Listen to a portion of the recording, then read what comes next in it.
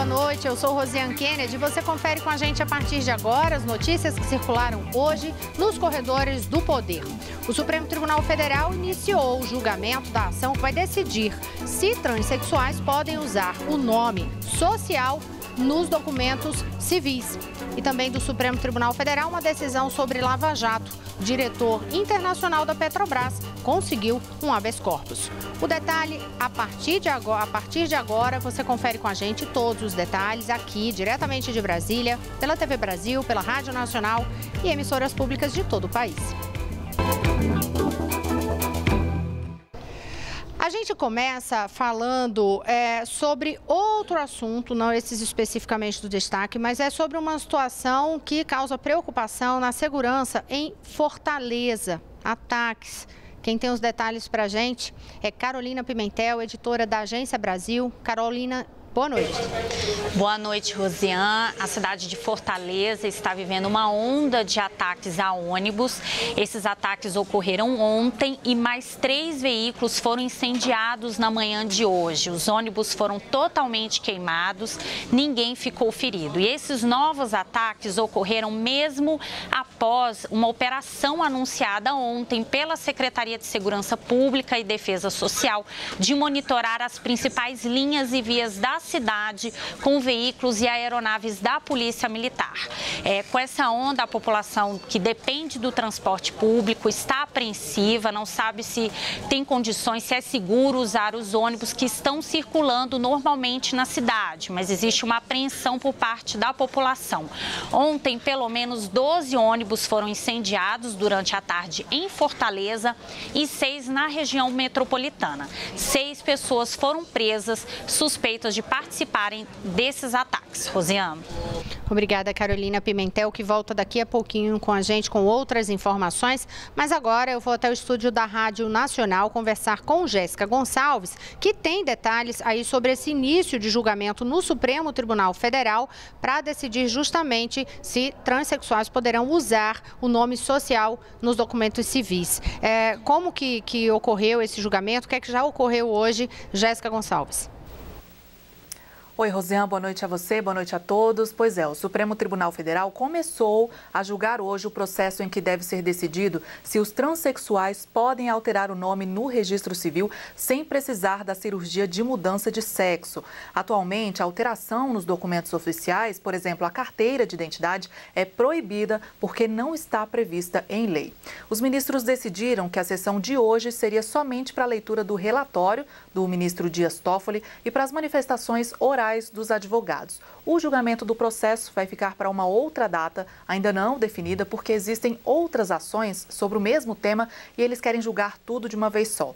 Uma dessas ações é o recurso contra uma decisão da Justiça do Rio Grande do Sul que negou a autorização para que um cartório aceitasse a inclusão do nome social como verdadeira identificação civil. E o que é que os juízes entenderam? Eles alegaram que deve prevalecer o princípio da veracidade dos registros públicos. Mas a defesa do transexual disse que proibir a mudança do registro civil viola a Constituição, que garante a promoção do bem de todos, sem preconceitos de sexo e quaisquer outras formas de discriminação. Atualmente, os transexuais só podem adotar o nome social em documentos não oficiais, por exemplo, os formulários de inscrição no Enem, o Exame Nacional do Ensino Médio, e também em documentos da Administração Pública Federal, como crachás, fichas e publicações no Diário Oficial da União. Rosiane, segue com você. Obrigada, Jéssica Gonçalves. Olha, e agora a gente começa a falar sobre Lava Jato, porque hoje foi mais um dia, inclusive, de depoimentos. Entre os depoimentos do ex-ministro da Fazenda, Antônio Palocci. Quem tem os detalhes para a gente é Pedro Henrique Moreira, que está aqui ao nosso lado. Pedro, boa noite. O que é que já temos aí de detalhes a respeito deste depoimento de Palocci? Olá, Rosiane, boa noite para você, boa noite a todos que acompanham nos corredores do poder. O ex-ministro Antônio Palocci, ele prestou depoimento na condição de réu em uma das ações que ele responde na Lava Jato, na Justiça Federal do Paraná. O ex-ministro, ele foi acusado, né, pelo Ministério Público de articular um esquema aí de recebimento de propina da Odebrecht para o PT, o Partido dos Trabalhadores. Em troca, o ministro teria atuado no governo em favor aí de projetos em benefício de projetos que a empresa tinha interesse no governo, como, por exemplo, a construção de sondas que foram usadas pela Petrobras. Nesse depoimento de hoje, que foi gravado e durou cerca de 2 horas, e depois teve o vídeo divulgado, né? Então, ficou aberto aí para quem quiser assistir no site da Justiça Federal do Paraná. Nesse depoimento, o ex-ministro Palocci, ele negou essas acusações de que teria operado aí, né, recebimento de propina ou caixadores de campanha, mas ele fez algumas revelações bem interessantes, Rosiane. Por exemplo, ele disse que não iria fazer como muitos e negar tudo que tem sido falado sobre Caixa 2, não iria dar a justificativa de que todas as doações foram aprovadas pela Justiça Eleitoral. Não, pelo contrário, ele disse que sabia sim que existia Caixa 2 nas campanhas, mas que ele especificamente não teria operado nenhuma doação ilegal. Ele disse também que não sabe quem seria o italiano, o nome, né, italiano, apelido italiano que aparece na planilha de propinas da Odebrecht. E aí, Rosiane, a gente separou um trechinho do depoimento em vídeo do ex-ministro, em que ele faz uma revelação interessante também, dando sinal aí que talvez possa até fazer um acordo de delação premiada, quem sabe. Ele disse que teria muitas informações a passar ao juiz Sérgio Moro que renderiam a ele ainda muito trabalho na Lava Jato. Vamos acompanhar? Fico à sua disposição hoje e em outros momentos, porque todos os nomes e situações que eu optei por não falar aqui, por sensibilidade da informação, estão à sua disposição o dia que o senhor quiser. E se o senhor estiver com a agenda muito ocupada, a pessoa que o senhor determinar, eu imediatamente apresento todos esses fatos com nomes, endereços, operações realizadas e coisas que vão ser certamente do interesse da Lava Jato, que realiza uma investigação de importância, e acredito que posso dar um caminho. Talvez que ele vai lhe dar mais um ano de trabalho, mas é um trabalho que faz bem ao Brasil. Antônio Palocci foi ministro da Fazenda no governo Lula e ministro-chefe da Casa Civil no governo Dilma. Ele está preso desde setembro do ano passado, quando foi deflagrada a 35ª fase da Operação Lava Jato. Rosiane. Pedro, e aí é interessante ressaltar aqui em relação à campanha, na campanha da ex-presidente Dilma Rousseff, ele tinha um trabalho ali de coordenação, né, na campanha, na prática, no dia a dia. Eram 3 auxiliares principais ali na primeira campanha da ex-presidente Dilma, que era José Eduardo Cardoso, o Antônio Palocci e também o José Eduardo Dutra, já falecido, né? Eram as 3 pessoas que ficavam ali à frente. E esse ponto que você ressaltou também sobre essa sinalização dele, aqui no ambiente político em Brasília, a observação que Pedro fez foi justamente porque foi a leitura que foi feita aqui depois dessa revelação do teor de hoje das declarações de Palocci, de que poderia ser uma sinalização de intenção em relação à delação premiada, né? Que foi uma observação que você fez. Então, assim, isso foi uma leitura desse ambiente político aqui em Brasília que chama a atenção porque até agora não existe delação especificamente dos petistas que foram presos na Operação Lava Jato. E a defesa dele tinha até pedido que o julgamento não fosse gravado, né, Rosiane? Mas o ministro negou,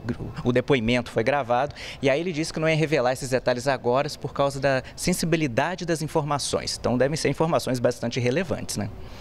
Pedro, muito obrigada. Se tiver outras informações ao longo do jornal, volta com a gente. A gente segue falando de Lava Jato, mas agora quem tem detalhes para a gente é Carolina Pimentel, que fala diretamente da redação da Agência Brasil.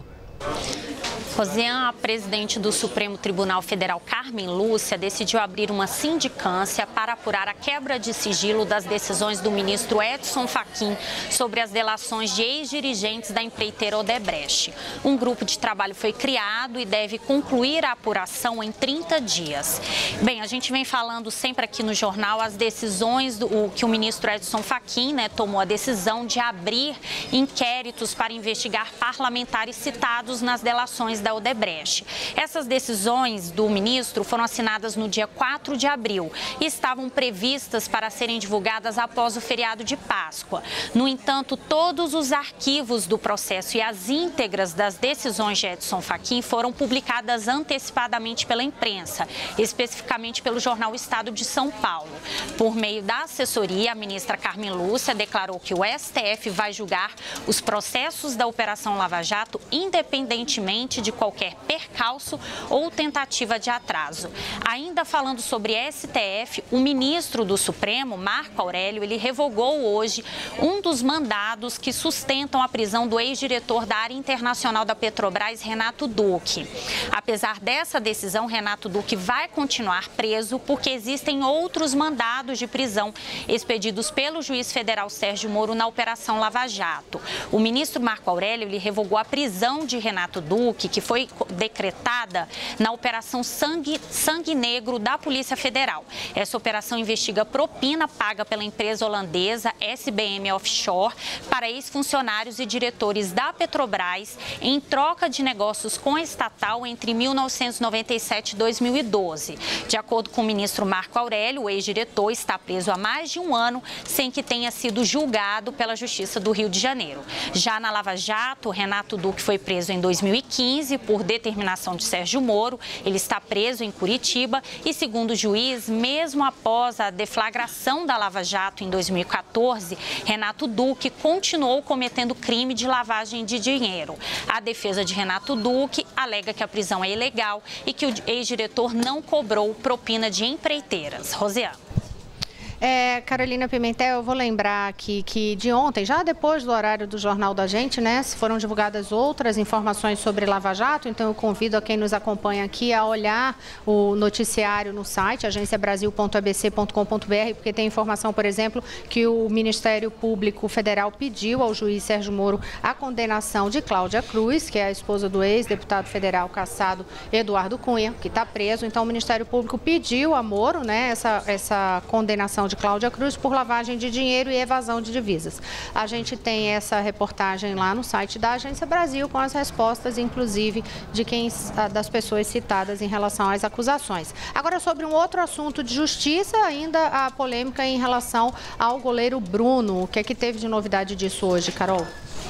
Rosiane, o Procurador-Geral da República, Rodrigo Janot, ele enviou hoje um parecer ao Supremo Tribunal Federal pedindo a revogação da decisão do ministro Marco Aurélio, que mandou soltar o goleiro Bruno Fernandes, que foi condenado a mais de 22 anos de prisão pela morte da modelo Elisa Samúdio, com quem ele teve um filho. Bruno é ex-jogador do Flamengo, hoje atua pelo Boa Esporte, que disputa o Campeonato Mineiro. No habeas corpus, concedido em fevereiro, o ministro Marco Aurélio, ele entendeu que o goleiro Bruno estava preso há mais de 6 anos, sem que a apelação da defesa tivesse sido julgada. Ao recorrer dessa decisão, o procurador Rodrigo Janot, ele disse que a própria defesa do goleiro já entrou com recursos após a condenação e contribuiu para a demora nesse julgamento da apelação pela segunda instância da Justiça de Minas Gerais. Rosiane. Obrigada, Carolina Pimentel.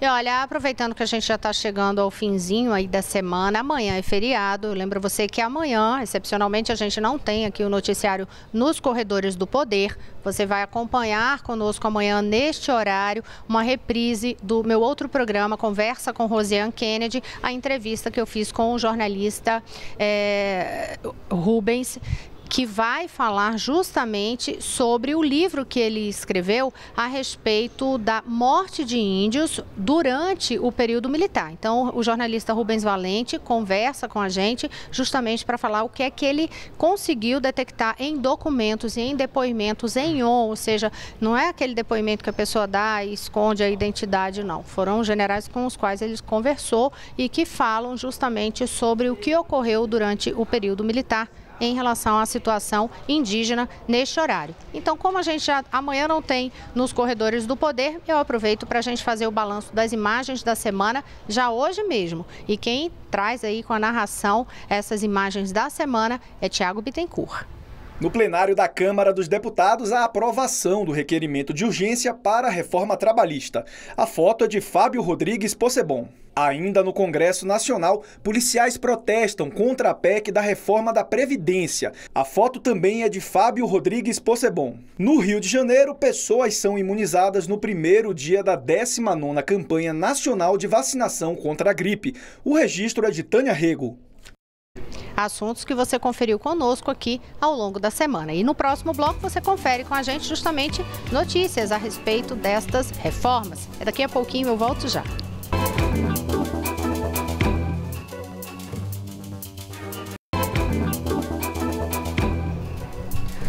Olá, estamos de volta. Eu sou Rosiane Kennedy e você confere com a gente as notícias que circularam hoje nos corredores do Poder. A gente já vai diretamente para a redação da TV Brasil conferir os destaques do Repórter Brasil, que é daqui a pouquinho às 7h45 da noite, porque agora à tarde ocorreu um atentado em Paris. Vamos conferir essas informações com a Catiúcia. Boa noite. Oi, Rosiane, boa noite. Antes de falar de Paris, eu vou só lembrar aqui do Brasil que teve o Ceará com dias tensos, né? Porque Fortaleza está no segundo dia de incêndios a ônibus e ataques a delegacias. Os atentados teriam sido motivados pela transferência de presos e também por mudanças nos presídios. Agora a gente vai falar de Paris, porque teve um tiroteio lá na cidade. Um homem abriu fogo na Avenida Champs-Élysées, que é a mais movimentada da cidade. Essas são imagens ao vivo do local. A polícia interditou o local desde então. Lá eram 9 horas da noite quando aconteceu, 5 horas a menos, 4 horas da tarde aqui no Brasil. Ainda não se sabe o motivo desse ataque, mas foram ouvidos diversos tiros. Um policial morreu, inclusive o atirador. A gente lembra que isso acontece na véspera da eleição presidencial que acontece na França nesse fim de semana. Ainda falando de notícias internacionais, a gente vai mostrar que a população voltou às ruas lá na Venezuela para novos protestos. Os manifestantes querem que o governo do presidente Nicolás Maduro faça novas eleições. A gente vai mostrar também o depoimento do ex-ministro Antônio Palocci. Ele falou hoje em Curitiba ao juiz Sérgio Moro, negou todas as acusações e sinalizou uma futura colaboração. Chegou a dizer que pode revelar nomes e operações para mais de um ano, que diz que tem informação para mais um ano de Operação Lava Jato. Isso e muito mais desta quinta-feira no Repórter Brasil. Olha, eu vou lembrar o horário, 7h45 da noite. Espero todos vocês, inclusive você, hein, Rosiane? Boa noite.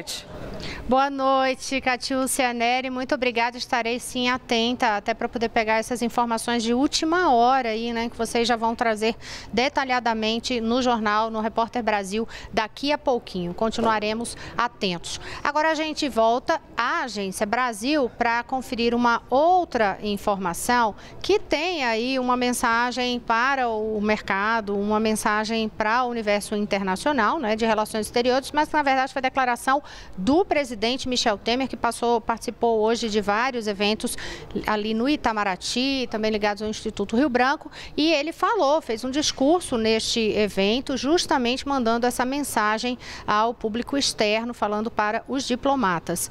Carol. Bem, Rosiane, como você disse, o presidente Michel Temer ele participou hoje no Itamaraty de um evento em comemoração ao Dia do Diplomata. O presidente Michel Temer falou para formandos e disse que cabe aos novos diplomatas mostrar ao mundo que o Brasil é um país de oportunidades e de renovado vigor. Nesse discurso, o presidente Michel Temer criticou a forma como a imagem do Brasil é difundida em outros países. Vamos ouvir aí um trecho do discurso do presidente Michel Temer. Nos poucos meses que nos restam, 18, 20 meses, temos muito por fazer. E aí é que a política externa tem papel a desempenhar nessa obra conjunta, que é a recuperação do Brasil, porque muitas e muitas vezes são levados ao exterior dados, fatos, informações que não coincidem com aquilo que está na Constituição Federal. Então, as pessoas lá fora imaginam, mas esse país é com a devida licença, um país eco, que vai fazendo coisas sem amparo legal, sem amparo constitucional. Nesse discurso, o presidente Michel Temer destacou que algumas prioridades da política externa brasileira agora é revitalizar o Mercosul e aproximar o Brasil dos parceiros da Aliança do Pacífico. Rosiane. Obrigada, Carolina Pimentel. Todos os detalhes, mais uma vez, a gente lembra no site agenciabrasil.abc.com.br. Olha, a gente está hoje aqui na Câmara dos Deputados. Você deve estar percebendo que o nosso cenário está bem diferente hoje. A gente está virado para um outro fundo aqui no cenário do Salão Verde, que é o salão principal, mas o que chama a atenção hoje aqui é o esvaziamento. Na quinta-feira, véspera de feriado, completamente vazio, inclusive com o plenário fechado, né? Lucas Por Deus Leon, que já está aqui, nosso repórter da Rádio Nacional, completamente vazio, até porque ontem o que se esperava de votação terminou ocorrendo e a leitura também do relatório da reforma da Previdência, né? Teve a votação da urgência, da trabalhista e teve também a conclusão da leitura da reforma da Previdência e os parlamentares ficaram livres para voltar para as bases às vésperas do feriado. Boa noite. Boa noite, Rosiane. Boa noite a todos. Isso mesmo, depois de acabar a votação no plenário, o relator da reforma da Previdência foi terminar de ler o relatório que ele havia começado no início da manhã. Era uma fase normal, é ao vivo, era um processo, era de procedimento mesmo. Era um procedimento que ele ia cumprir ali a leitura, mas surpreendeu a todos apresentando uma errata. Ele disse que seria uma errata, uma questão ali de digitação, umas mudanças pontuais, mas trouxe mudanças bastante significativas, viu, Rosiane? Por exemplo, servidores públicos, ele mudou a regra para servidores públicos. Servidores que entraram no serviço público antes de 2003, vão poder se aposentar com a integralidade, ou seja, com o salário que eles ganham no momento da aposentadoria. Entre 2003 e 2013, os servidores que entraram no serviço público nessa época não vão ter direito à integralidade, mas também não estão submetidos ao teto do INSS, que hoje é de R$ 5.531. Portanto, pode ser um pouco maior. Já os servidores que entraram depois de 2013, esses sim estão submetidos ao teto e se quiserem ganhar mais que o teto, vão ter que contribuir com o fundo de previdência do servidor público, pagando uma taxa a mais. Ele também retirou os agentes penitenciários das regras dos policiais. Os policiais foram beneficiados com uma diminuição na idade mínima para 55 anos, incluindo os agentes penitenciários que foram retirados ontem. Também mudou a regra para o benefício de prestação continuada, que para receber esse benefício, Rosiane, a pessoa precisa ter uma renda mínima, uma renda baixa. São para pessoas de baixa renda, deficientes e idosos de baixa renda. E ele retirou o Bolsa Família, que não contava nessa renda e agora passa a contar essa renda per capita mensal. Também a mudança para as mulheres trabalhadoras rurais, que era 60 anos a idade mínima para homens e mulheres, e agora as mulheres rurais vão poder se aposentar com 57 anos e 15 anos de contribuição. Antes eram 20 anos de contribuição para os trabalhadores rurais e também isenção para as entidades filantrópicas. Segundo ele, as entidades têm imunidade tributária. Portanto, são mudanças bastante significativas aí em 5 pontos da reforma trabalhista, da reforma da Previdência, que surpreendeu a todos na noite de ontem.